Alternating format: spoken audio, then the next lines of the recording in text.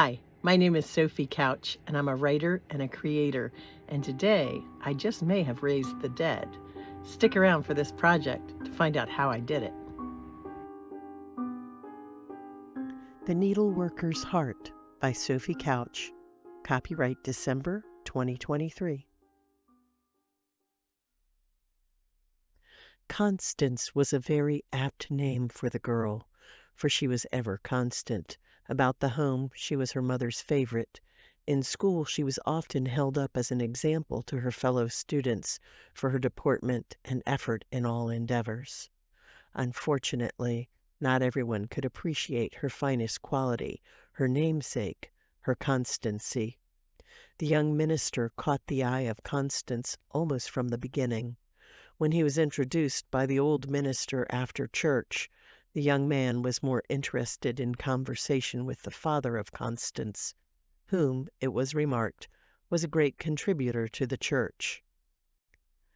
When the young man was invited to dinner, he spoke of nothing but his love of collecting butterflies, and although young Constance was certain she could develop an appreciation of the pastime, she did not care for the idea of sticking pins in their little bodies.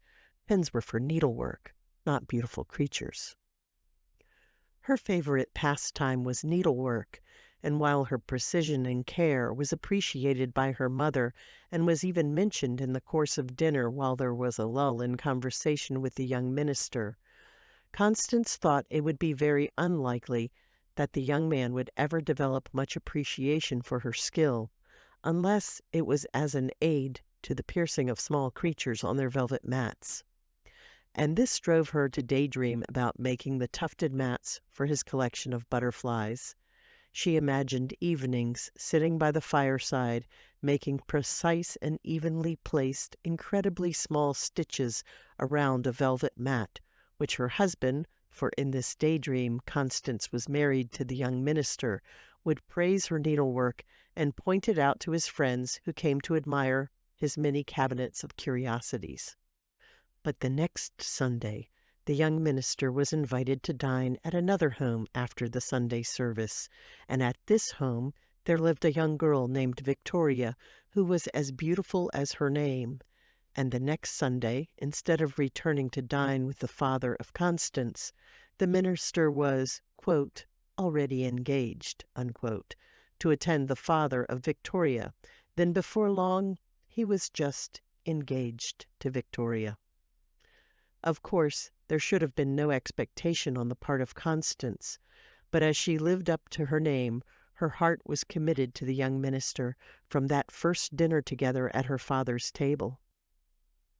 Her heartbreak was complete the day Victoria asked Constance to do her the honor of stitching her wedding veil. It was meant to be a compliment to Constance, as they were very dear friends, but instead it became Constance's life purpose. Constance put her efforts into stitching the veil to the exclusion of all her other endeavors. Her studies fell by the wayside, as well as her dreams of tufting velvet mats for the minister. Instead, she poured her sad, broken heart into the creation of the veil. When she cried over the loss of her minister, her tears fell onto the veil and it was infused with her sadness. When she pricked her fingers, the blood fell onto the veil and it was infused with her pain. When her fevered, hard work produced beads of sweat from her forehead, they fell onto the veil and it was infused with her effort. The day of the wedding, Victoria took the veil into her loving hands and declared it to be the most beautiful veil any bride had ever worn. But her appreciation was soon displaced by her admiration of her new husband. The wedding breakfast was the most spectacular event anyone in the village had ever attended. The married couple were admired as the most advantageous match anyone had ever seen, but soon the marital bliss faded. The night of their wedding, the poor bride broke out in a fever, her delicate brow dripping in sweat. The illness caused her fingers to bleed, and she wept with sadness over the likelihood that she would not live to see the dawn, nor to realize a life shared with her new husband. The bride's sadness was only bested by the continued sadness of Constance at the loss of her best friend in the bride, and shame over her own jealousy that must certainly be responsible for the curse that was cast over the young couple on their wedding day. So complete was her sadness that dear young Constance took to her needlework with single-minded focus. In her new projects, she infused them with selfless love and care for others. She was careful never to stitch while feeling angry, sad, or jealous. Instead, she focused on the work itself. When the family had their portraits made, Constance was careful to turn her attention to her work. The young painter, who had been commissioned by the father of Constance, admired Constance for her focus on her art. He saw much to be desired in such a person. He managed to drag out the commissioned artwork for as long as he could, until there was nothing for it but to seek the girl's father's approval to court her.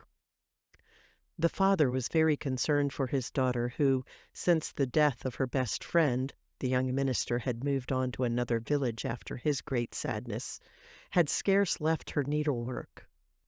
He agreed to any sort of distraction for his daughter, even if it meant she might marry a poor artist. Constance focused on her needlework, and the painter focused on Constance. Sadly, she could never commit to her mutual regard for the artist, since she was so very constant in her own purpose, and her heart would forever be true to the young minister who had since moved on and, it was rumored, even sooner, engaged to someone else. It is said that the painter went mad while attempting to replicate what he saw in Constance. He infused his painting with his own pain of rejection. As he painted, he wept into the paint on his palette. His lines could never replicate the beauty he saw in her face, but he would continue to try until sweat stood out on his forehead and ran from his face into the painting, imparting his confusion over the feelings of the young woman. The oil paint was absorbed into his hands, and vice versa.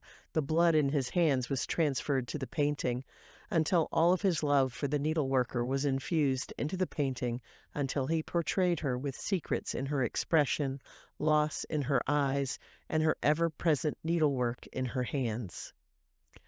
And today, the little needleworker wears her constant look. She has been given an elegant frame made with simplicity and cardboard.